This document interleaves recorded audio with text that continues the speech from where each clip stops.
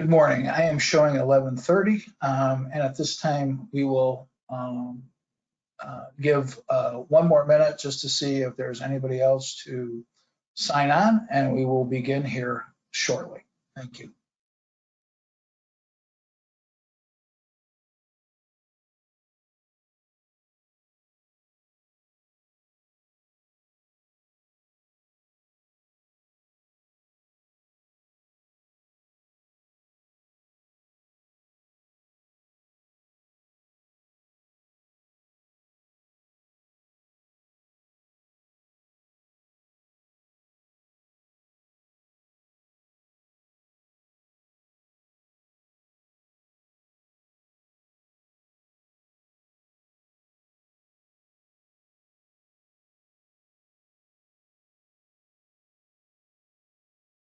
Well, good morning. My name is George Zitella. I'm a managing director with Integrated Solutions, and welcome to the Knowledge Management System demonstration. First in a series of demonstrations to take place to introduce users to the Odysseus environment. I would like to note that all participants are muted for purposes of the demonstration. However, we encourage participation through the use of the chat feature, as there will be a question and answer period at the end of the session. What you are viewing is a knowledge management system. It is a content designed specifically for this demonstration, but it is a live knowledge management platform that we are using. And again, Odysseus is the environment which the knowledge management system is part of. It is a foundational piece that gives users an online tool dedicated to the development and maintenance of programs, plans, policy, and guidance, while offering standardization and flexibility. During today's demonstration, we will be showing you some of the functions of the system, as well as how content can be viewed and shared with other stakeholders as determined by the user. The KMS, or Knowledge Management System, is a secure web-based platform which its functions promote collaboration and sharing of content. The core component and idea of the KMS is that content contained within the system can be shared across platforms. The KMS is accessed from any internet connection, and all actions are available to authorized users in real time. Content within the KMS is under control of the host agency, or the agency that the platform is assigned to. This includes who can view the content, and that can either be internal organizational stakeholders or external stakeholders, who can edit the content, who can publish the content. The KMS has been successfully deployed and active within the public and private sector since 2008. KMS environments vary by size and complexity. We currently have active environments that are a single platform, regional platforms of 32, to statewide platforms in excess of 300. The OES environment consists of, as we spoke about, the knowledge management system, and that is what we'll be demonstrating today. In addition, there is also several other components that can be accessed through the knowledge management system. The first being the GMT, or the grant management tool. The grant management tool simply provides users with a ready-to-use or customized disaster grant management system, allowing any organization to track, administer, report grant funding, and comply with regulatory compliance. The next feature is compliance performance metrics. Again, this is an Odysseus feature, and the compliance performance metrics provide data-driven assessments that systematically evaluate the compliance and/or performance of various governmental and industry recognized programs and standards. We will be showing an example of this here shortly. The next component is the assessment and analysis system. Again, the Odysseus assessment and analysis system provides users with access to industry and discipline standard assessment tools that are used to both evaluate, assess, and understand programmatic initiatives and trends. Again, we'll see examples of this in today's demonstration, specifically for the public health and medical sector. Standardized capability, annual capability reviews, and the public health service risk assessment.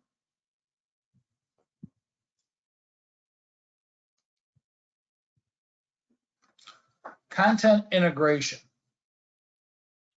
As we spoke before, the main purpose of the knowledge management system is to allow users to transfer knowledge or to share content with other entities and have its main users have access to real-time information 24 hours a day, 7 days a week. Regardless of your organization ability, you may have to share or communicate content with federal, state, county, local, or hospitals, municipalities, or any other type of stakeholder. Again, the system allows for the horizontal and vertical sharing of this information through its platforms. All information shared, again, is under the direct authority of the host agency.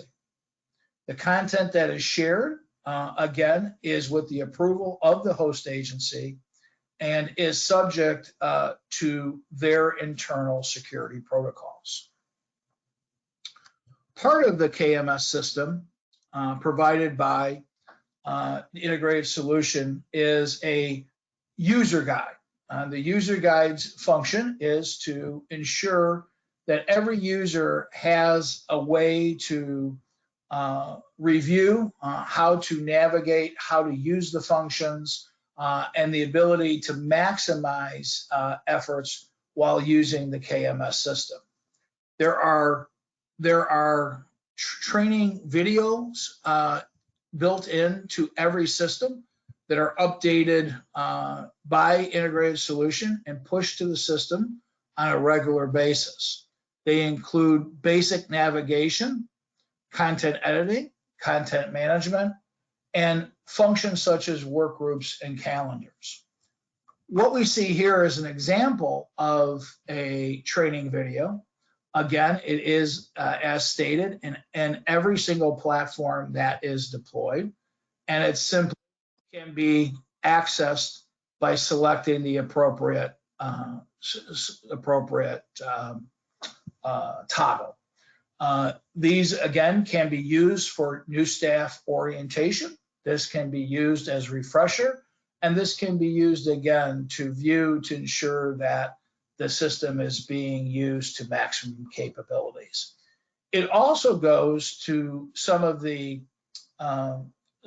features of the KMS in that video, photographs, maps, pictorials can all be embedded and used within the system to enhance planning, procedure, policy, training initiatives that are undertaken by the organization. The KMS can be and is a multimedia platform. Again, the knowledge management system user guide is broken into numerous different sections. And as you can see here, this is the index for this particular system. This index was designed and loaded for the purposes of this demonstration. Similarly, any platform that is deployed, the user will be able to amend or manipulate the index to meet that agency's desired outcome. In this case, the knowledge management system user guide is shared, and that way, what that means, it is moved automatically from one platform to another and is maintained by ISC even though it resides in the host agency's platform. So as ISC makes changes to the user guide, they are updated in real time in the host agency's platform. This or the numbers of 1, 2, 3, and so forth, which are unlimited number of chapters you can have, are the chapter level. Underneath is subchapter levels. In this case, we see chapter 3, subchapter 3.1 user guide, and we see a triangle next to the subchapter. What that means is there is content underneath, and by selecting that, it will open it up and continue to display additional content that is maintained within the system. As you can see, 3.1, 3.2, all the way to 3.4 are single pages and there are no other triangles, where 3.5 has a triangle. You can open it up and additional content resides under it. We highly suggest that this is as far as you go in the tree, in that this is found to be an efficient way to store this amount of information. Within the system here, in this demonstration system, we're literally talking thousands of pages of content. And as we open up other chapters, I think it will become evident to that fact. Again, by selecting the subchapter, in this case, password reset recovery, it opens up that page. And if the user has access to this page, has security to see this page, then they will be able to access it. Normally, the user guide is available to anybody who has access to the system. But again, the host agency can set security protocols to allow different users, different access rights to information maintained in the system. As you see in the knowledge management system user guide, it is narrative format, but it also uses screenshots that have been found to be very useful by users to guide them in the process of understanding the expected outcome from the content. Again, the training manual is updated by Integrated Solutions. It is automatically pushed to the system, and it resides in the host agency's platform for purposes of training and education on how to navigate and use the functions of the system. Another feature that is part of Integrated Solutions support to the knowledge management system is our reference sections. We do maintain specific references for clients based on support levels, and we do share this with like clients. Again, in this case, these are federal reference sections. We see here Centers for Disease Control, Department of Health and Human Services, Department of Homeland Security, and FEMA, Federal Emergency Management Agency. Again, by selecting the triangle, we now see that we're opening up significantly more content, and it continues to open up. To the public health sector, the public health preparedness capabilities are part of what are maintained by ISC and shared to each platform. So as you are conducting your ORRs, your operational readiness reviews, as you are developing your plans, your capability-based plans as indicated by the guidance, you have direct information in front of you to help you with developing that content. As we see here, this just replicates and is basically built out to replicate the information in the authoritative guidance. In some cases, there are statutory sites that are maintained. In some cases, they are federal authoritative guidance. But again, this is all shared automatically from ISC and resides in the host agencies for the purposes of assisting them in developing their plans, their protocols, their policies for their respective discipline. Again, under the Department of Health and Human Services, we see pretty much like type documents. Again, the ASPR healthcare preparedness guidance and their capabilities and their mandates for the healthcare coalitions, the hospitals, and the 17 sector entities. Again, Department of Homeland Security, things like Homeland Security Exercise and Evaluation Program, NIMS, the National Response Framework, and under FEMA, things like CPG 101 and Critical Infrastructure and Key Resources.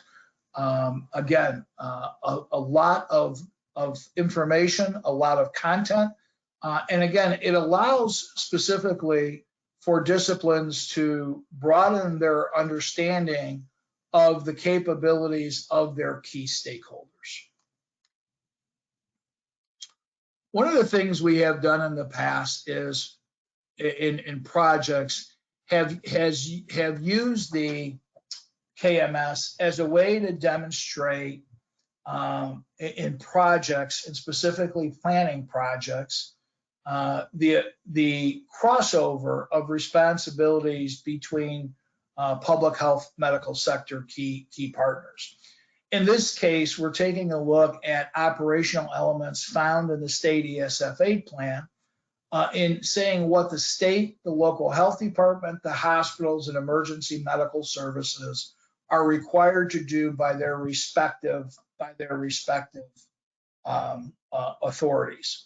Again, many times when we display something like this, it may come as a surprise to someone, or it may be questioned of where this is coming from.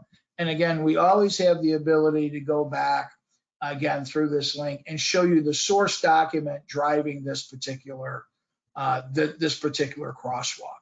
And again, when we do that, we see this is coming from the state ESF8 and the actual verbiage that has been extracted to break down the crosswalk.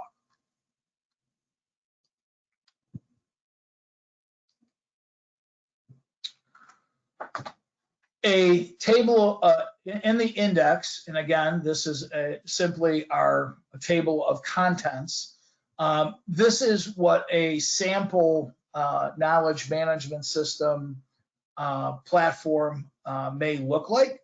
It usually, from a preparedness standpoint, will have an administrative section, an assessment section, a plans or policy section, training and education, and an exercise after action report.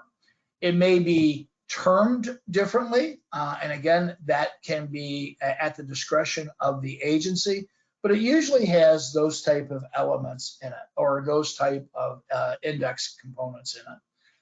So again, we'll take a look at how it can be used and how possibly it could advantage a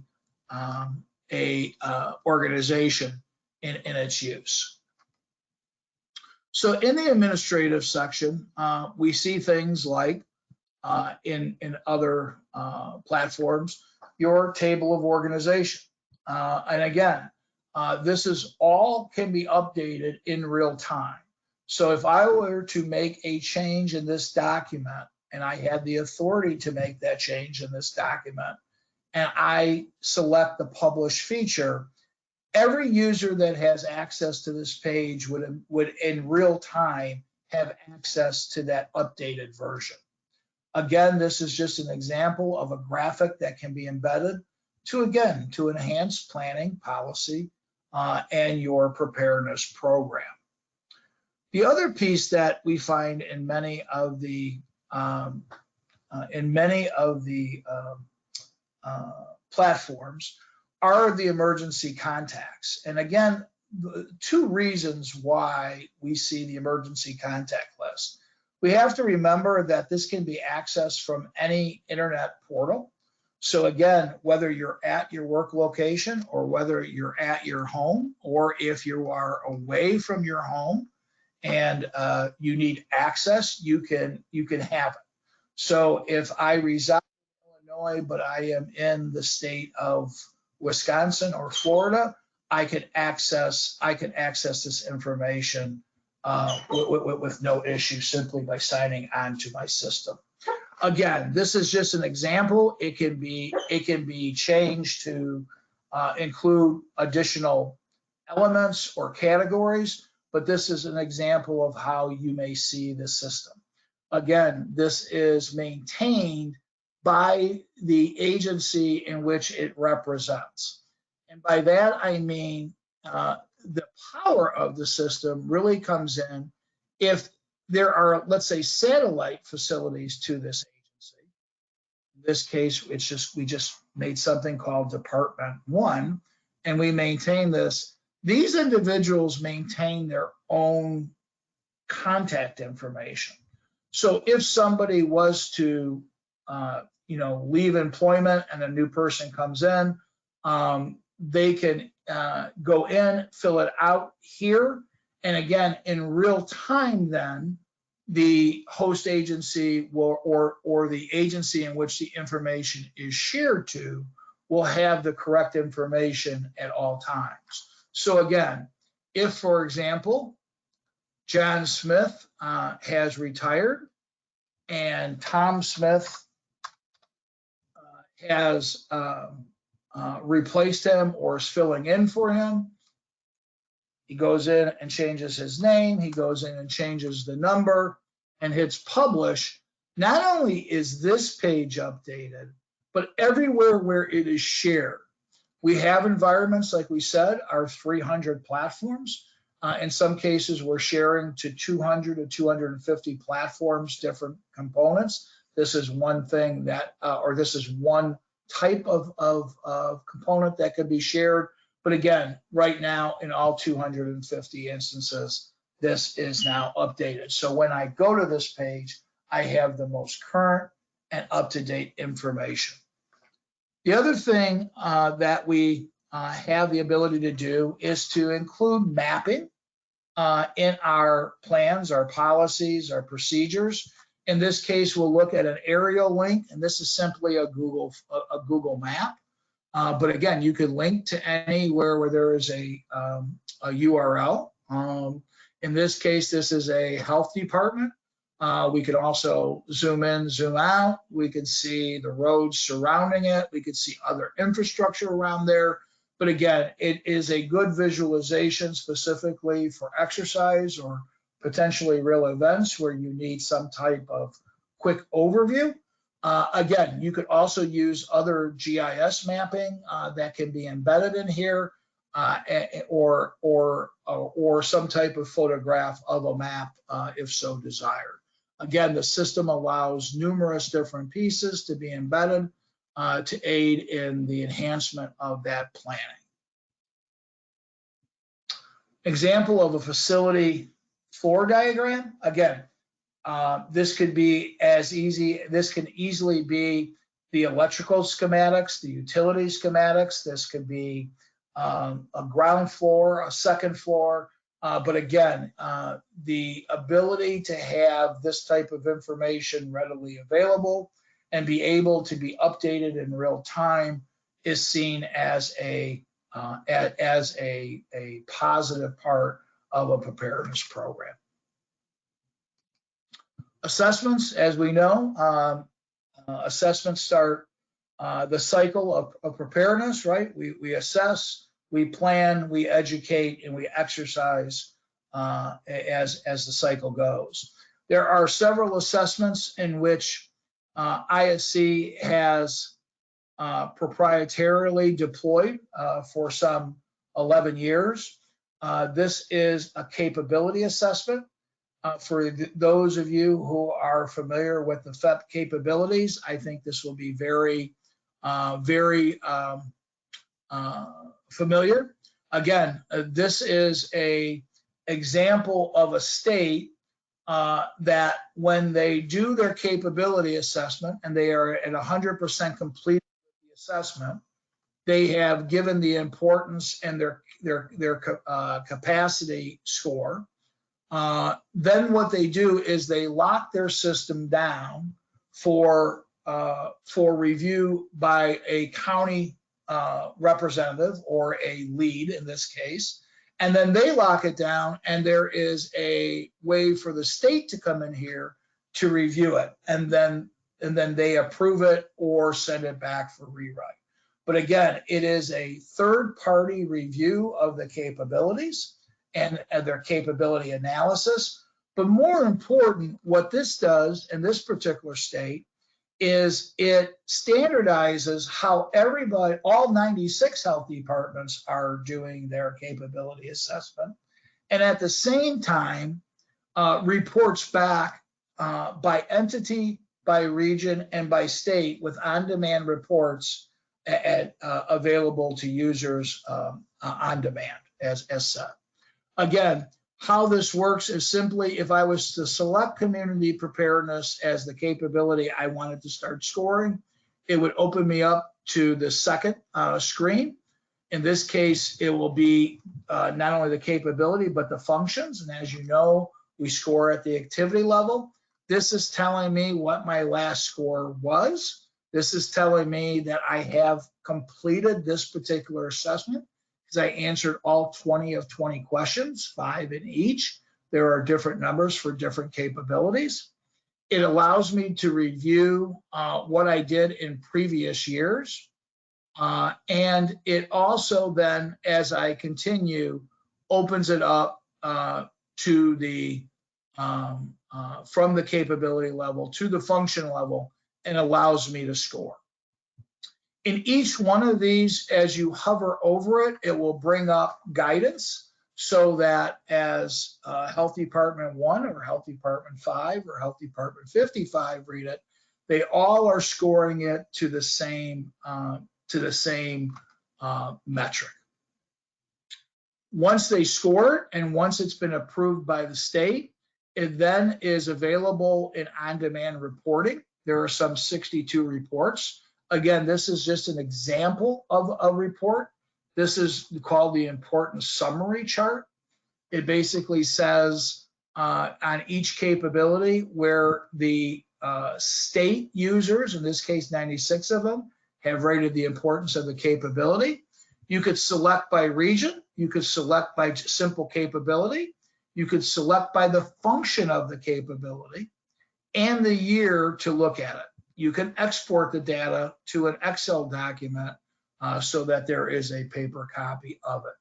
But again, what this allows for is for the capability analysis that you do every year is to play a part in your planning as you're able to review it against both your own internal entities past years, but also how the region and how the state is doing as a whole. Another significant assessment that is done is the public health system risk assessment. As we know, the capability assessment is required to be done every year. The FEP jurisdictional risk assessment is required to be done every 5 years, or as there are significant changes based on real event exercises or through capability scoring.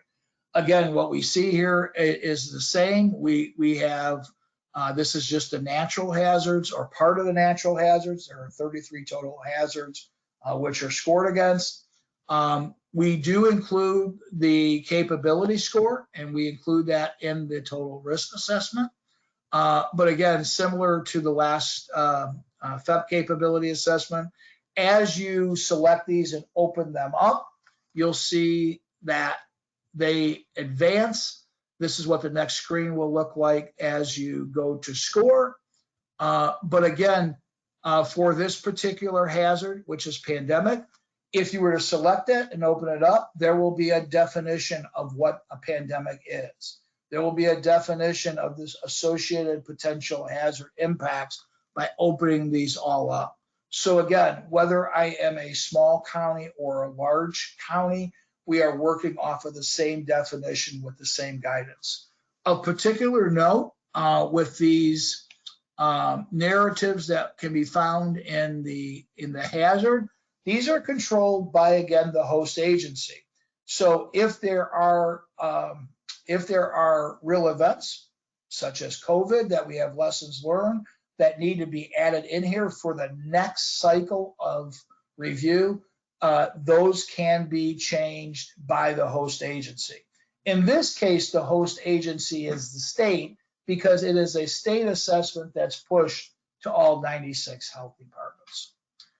Other pieces that are in here that are pushed by the integrated solutions are the CDC operational readiness review, as we work with several clients on their readiness reviews, and we maintain the information in the KMS system. FAB standards, again, the Public Health Accreditation Board standards. What we found this is an excellent tool for is to maintain the 5-year compliance documentation. So when it comes time specifically for reaccreditation, everything that is needed for that is at your fingertips with the documentation. Joint Commission, and again, a past one project Public Health Ready. Any kind of assessment can be built in here because, again, you're storing content for the purposes of meeting the metric. One of the main reasons that the KMS was developed was, as we talked about, the sharing of plans, emergency response plans to be specific. And again, an example of how plans can be put into the system. This is an example of a state ESFA plan. It is not completely built out, but again, it's just to show that this is an example of how it can look. But more importantly, what the system can do in this case is it can take the state plan and it can share it to all 96 health departments. So when that county health department or that local health department goes to write their ESFA plan, they have an understanding of what the state plan is, as well as what the state is saying their roles, responsibility, such things as their direction and control points are. So again, in most ESFA plans, we find that the state identifies what their hospitals do, what their local health departments are expected to do, what emergency medical services are expected to do, as well as other state agencies.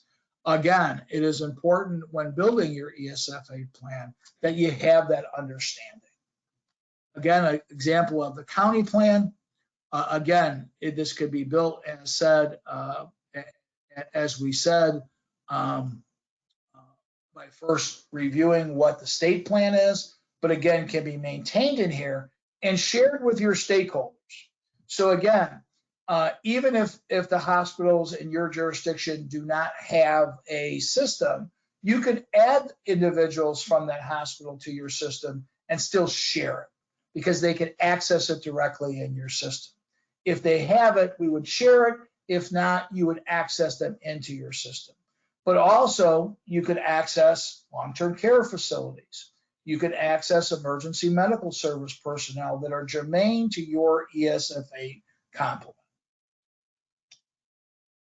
Another feature of the KMS is, as we are all aware of, is once we develop the plans, we do have a responsibility to not only train and educate individuals, but ensure that individuals who have responsibility to carry out functions have an understanding of what's in the plans.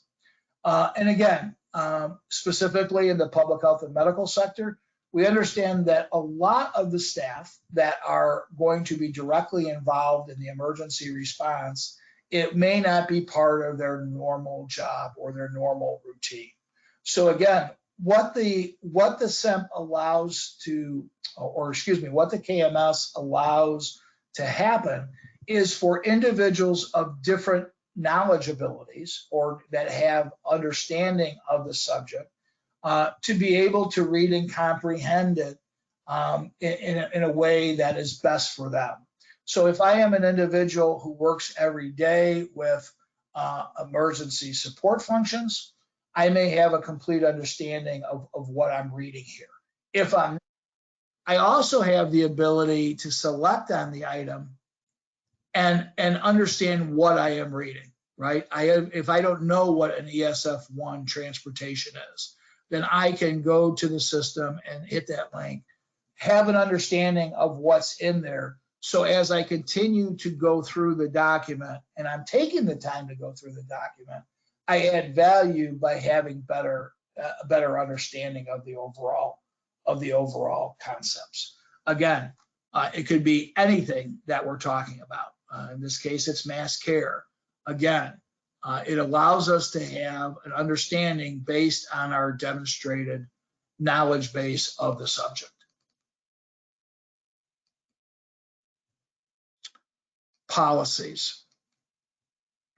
In addition to plan, policies are very important, as we all know, in our preparedness programs. Again, you can develop policies in numerous different ways. This is a template in which we just happen to use. We have systems that literally have hundreds of standing orders, hundreds of policies maintained in the system at any one point in time. What's different about this particular page is, unlike the pages I've shown before, and I will go back just to a page like administration, where we showed the emergency contacts. In this case, the user who has the security level can edit and can go in and change the content in here and simply hit publish. And the system does maintain a permanent timestamp record of that particular change by that individual doing the publish. What users also have available to them is, such as with policy, it may require a third party to authorize. So this particular chapter is set up as needing authorization. So it enhances the level of review and actual approval. So again, all of the chapters previous to this had been done by publishing.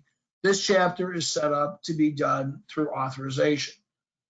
Each agency can determine which, if any, chapters require this authorization.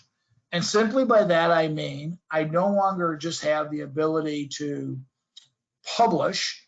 I have the ability to amend by having those rights, but instead of publishing, I submit it for authorization. And again, every action that is done in the system is electronically timestamped and recorded and maintained in a history to go back and see where we are at. This particular page has been changed on numerous times. It also starts a clock to say it was submitted for authorization on this date, and we will know when it gets authorized how many days have gone. Whether it's 1 day or 62 days, we'll know that time duration. We will also have copies of what that language was or what that content was in each of these different dates. For things for like litigation, things for knowledge of maybe how something was done at the last event, you could say, what was the policy for this during the initial phases of COVID? Let's go back to January of 2020. We could take a look at what it said. What does it say now? For litigation purposes, what was the policy? What was the policy on such and such time a year ago? Again, if it was maintained within the KMS system, you would have that. The other piece that authorization does, that is, I believe, a very important piece to remember, is many of our plans or policies have a responsibility to be reviewed at least annually. Sometimes it may be multiple years, 3 or 5 years. But again, through authorization, you can go and you can authorize an entire plan with one selection. So in other words, if there were 15 pages underneath this particular policy, when I go in to publish, I would type my initials because it requires it, and I would check this button here. By simply doing that, it's telling the system to authorize and put a new authorized release date on every single page. We have used this during audits that we have participated in with the CDC, with ASPR, using this type of information, and they have accepted it and have found it to be a good indicator that we have been collaborating with individuals because they can see the different entities, as well as that we've updated our plans and policies accordingly. Again, 2 other parts, training and education. Again, you can put whatever you want in this content section. If you have curriculum and you want to build it out in here, it can be maintained in here. If you have training catalogs of specific type of training that you may have or need to register for, in this case, we have maintained all the public health and healthcare services course that ISC offers people in here just as a demonstration. But you could also put the curriculum, you could also put registration links, etc., where people can sign up or have some kind of other information regarding the training.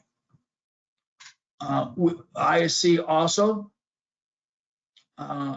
does a multi-year training program.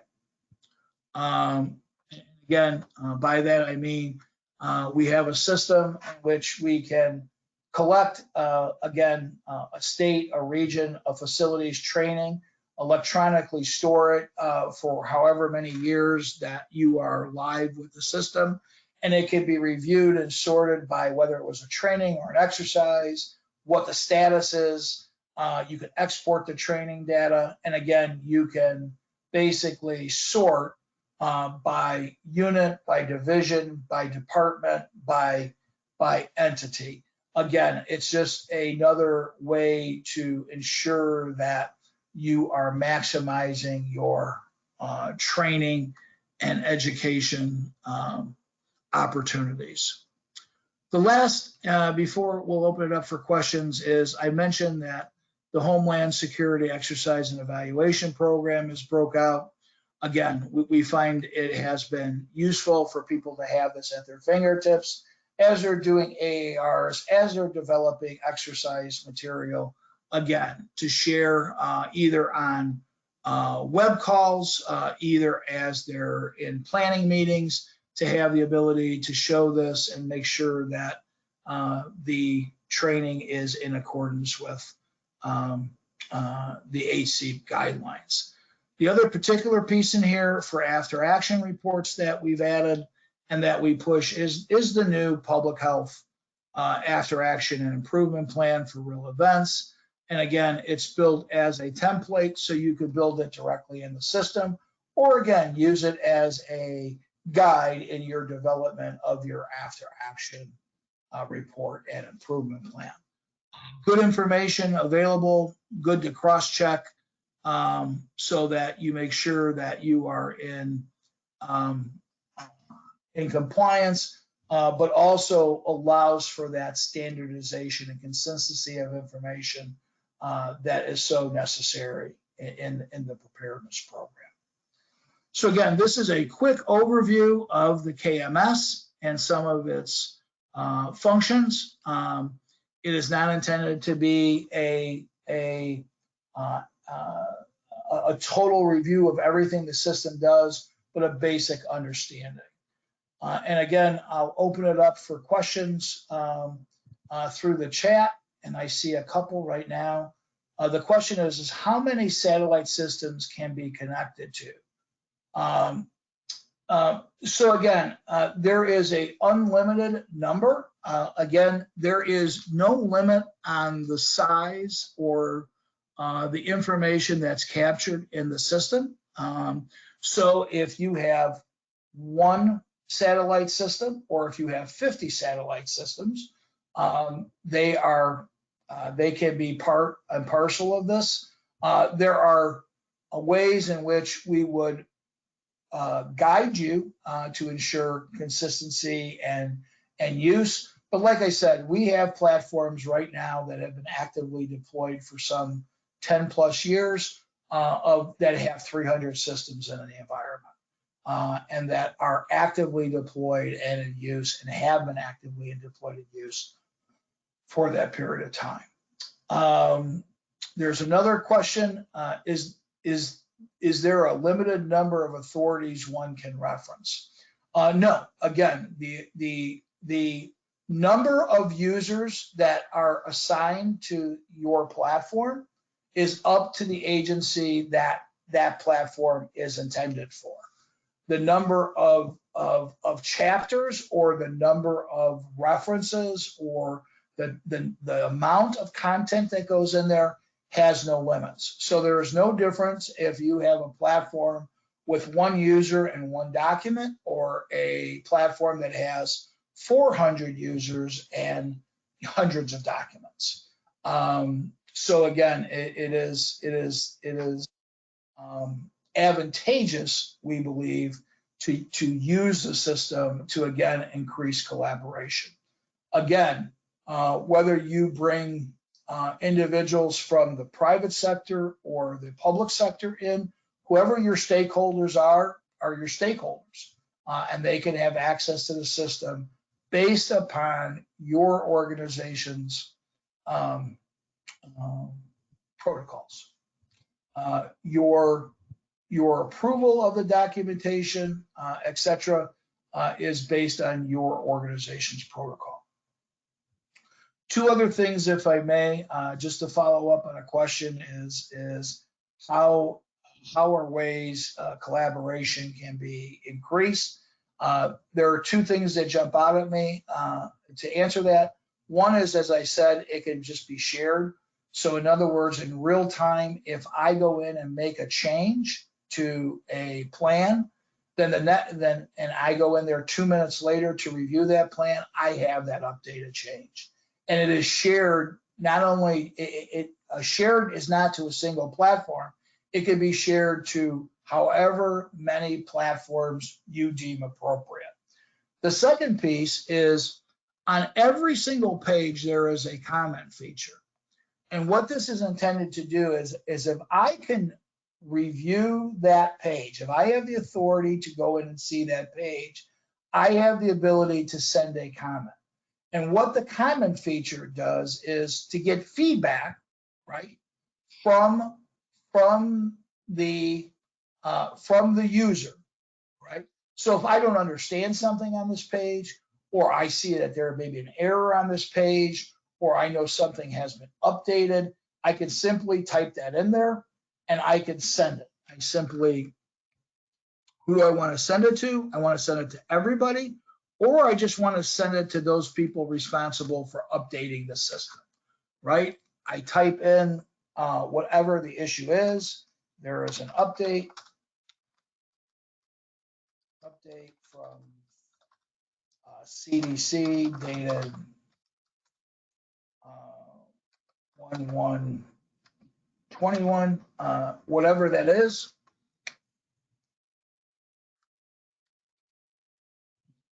And when I send it, it then goes to those appropriate individuals who have it. So I would receive an email with a link to this page. I could go there so I have context in what that individual is saying, and then a determination is made of whether or not that particular comment is actualized. The other piece of it, though, is there is a permanent history of every one of those comments. So again, the comment I just made, as you can see, it basically says an observation from George Zutella was made on this date, on this time, and here is what the comment said. So again, the system maintains the information and the actions for the purposes of documentation. In this case, you can see if there is collaboration. You can have documentation that a person approved or did not approve a plan. You have the ability also then to say that you had the opportunity to review and you opted not to.